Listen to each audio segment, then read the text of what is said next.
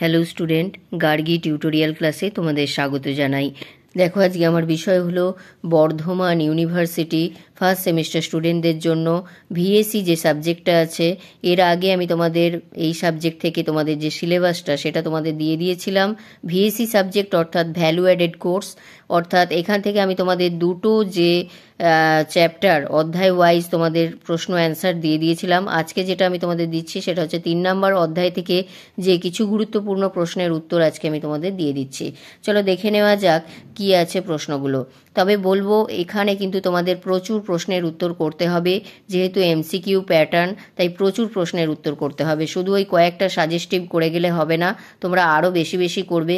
তাও আমি যতটুকু পারছি তোমাদের দিয়ে দিচ্ছি ইম্পর্টেন্ট দেখে। তো দেখে নেওয়া যাক যে 3 নম্বর নবীকরণযোগ্য বা নবীকরণ অযোগ্য সম্পদ, এখান থেকে আমরা কি কি প্রশ্ন আজকে পাচ্ছি।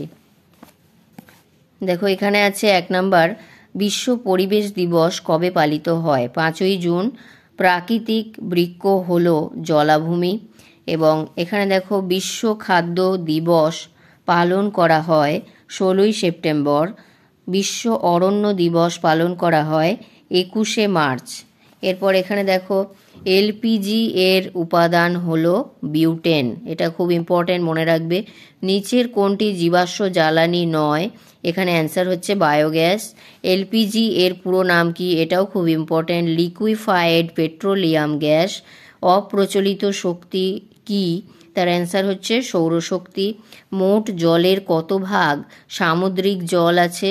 97%। ভূপৃষ্ঠস্থ জলের পরিমাণ কত? 0.6%। পুনর্স্থাপন অযোগ্য প্রাকৃতিক সম্পদ কি? অ্যান্সার হচ্ছে কয়লা। পুনর্স্থাপনযোগ্য প্রাকৃতিক সম্পদ হলো বনভূমি। এছাড়া দেখো পরের প্রশ্ন, পৃথিবীতে মিষ্টি জলের পরিমাণ প্রায় 3%। বিজ্ঞানসম্মত উপায়ে মৎস্য চাষকে বলা হয় পিসিকালচার। পরেরটা দেখো, পৃথিবীতে সমগ্র জলের মধ্যে পানযোগ্য মিষ্টি জলের পরিমাণ প্রায় 1%। এরপরে দেখো এদিকে আসছি, এখানে হচ্ছে নিচের কোন রাজ্যে সবচেয়ে কম বায়ুশক্তি উৎপাদন করে? মধ্যপ্রদেশ। নিচের কোনটিকে সর্বজনীন দ্রাবক বলা হয়? জল হবে অ্যান্সার। তারপরে দেখো, যান্ত্রিক শক্তি থেকে বিদ্যুৎ শক্তির রূপান্তরিত হওয়ার একটি উদাহরণ হলো ডায়োনামো। তারপরে দেখো, কোনটি পুনর্নবীকরণযোগ্য শক্তির উৎস নয়? এটা হবে তোমাদের এলপিজি। এরপর নিচের কোনটি জীবাশ্ম জ্বালানির উদাহরণ? প্রাকৃতিক গ্যাস। এবং চেরনোবিল দুর্ঘটনা কত খ্রিস্টাব্দে ঘটেছিল? 1986 খ্রিস্টাব্দে। নিচের কোনটি অপ্রচলিত শক্তির উৎস? বায়ুকল হবে। দূষণহীন শক্তির একটি উৎসের উদাহরণ দাও। জলবিদ্যুৎ।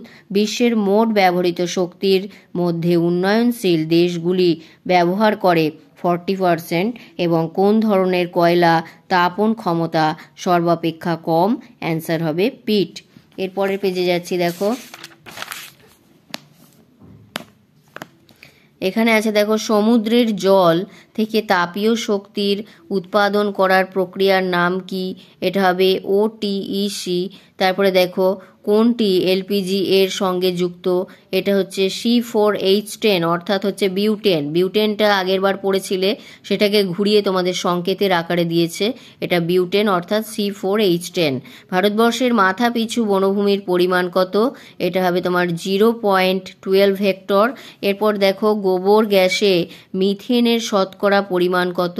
60 থেকে 70%। তারপর কোন ধরনের কয়লার তাপন ক্ষমতা সর্বাপেক্ষা কম? পিট। কৃত্রিমভাবে গাছ লাগানোর মাধ্যমে বন তৈরি করাকে বলা হয় অ্যাফরেস্টেশন। তারপরে দেখো, ভারতের সবুজ বিপ্লব যে দশকে শুরু হয় সেটি হলো 1960-এর দশকে। সারা বিশ্বে স্থলভাগের শতকরা কত ভাগ বনরাজি দ্বারা আচ্ছাদিত থাকা উচিত? 33%। শ্রী সুন্দর লাল বহুগুণা কোন পরিবেশ আন্দোলনে নেতৃত্ব দিয়েছিলেন? চিপকো আন্দোলন। খুব ইম্পর্টেন্ট। তারপরে দেখো, ভূমিক্ষয়ের প্রধান কারণ হলো, সবগুলো দিয়েছে, অর্থাৎ অধিক বৃষ্টিপাত, জমির ওপর অধিক চাপ, অধিক বায়ুপ্রবাহ। পরের কোশ্চেন দেখো, নিম্নের কোনটি অনবীকরণযোগ্য প্রাকৃতিক সম্পদ? পেট্রোলিয়াম হবে। তারপরে দেখো, বায়ু শক্তির দ্বারা বিদ্যুৎ তৈরির পদ্ধতি কোন দেশ প্রথম প্রবর্তন করেন? ডেনমার্ক।